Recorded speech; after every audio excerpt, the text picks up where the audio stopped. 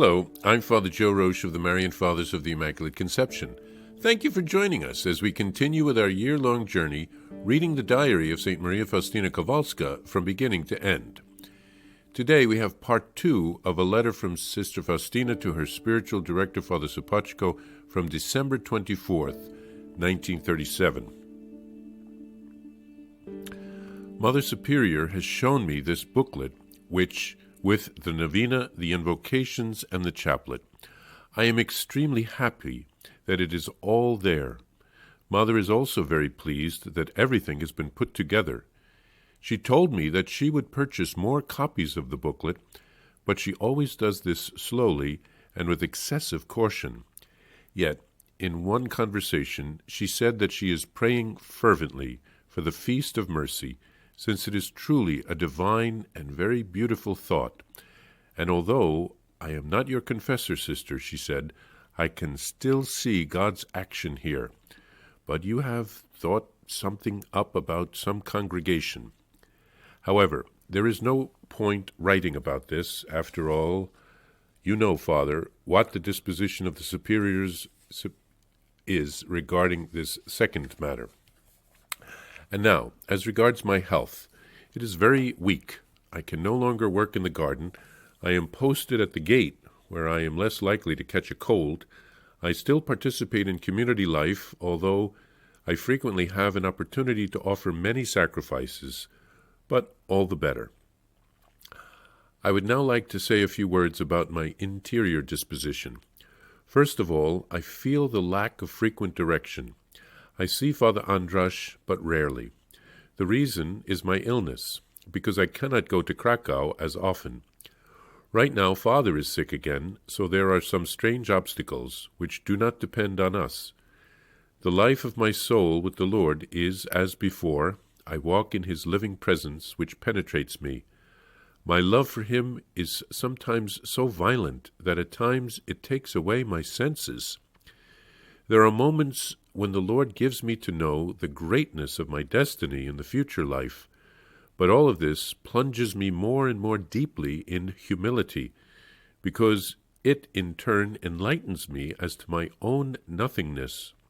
And usually it happens that whenever I plunge myself more deeply in humility, the Lord draws me into the closest union with Himself. At present I experience such a strong desire to become eternally united with God that I am surprised that death is taking so long in coming to take me away. I am living in one continual act of love, but I feel that my heart will not stand this much longer. Once I received a rebuke from the Lord for neglecting to do what He had ordered, as well as for failing to present to my confessor in a simple and clear way everything in the manner in which He had given me to understand it. I would like to add one more thing here, Father, namely, until you get to know a person really well, do not reveal everything to the person, because you expose yourself to many unnecessary troubles. This work puts you in danger of many sufferings, Father, but you will also derive many joys from it here upon earth. You should not prepare unduly for the meeting with the dignitaries, and what you should say to them about this whole matter. God will not spare His light at the given moment. So please, do what is in your power, Father, without worrying unnecessarily, for the Lord gave me to know that He is pleased with your efforts. If you think that it is necessary to inform someone about this work, and even about some of its secret details, you should by all means do so, as much as is the will of God in this matter.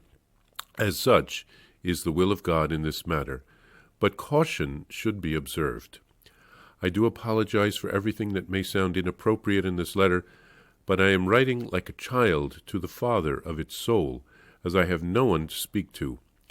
I kiss your hand, Father, and ask your priestly blessing, your daughter in God, Sister M. Faustina.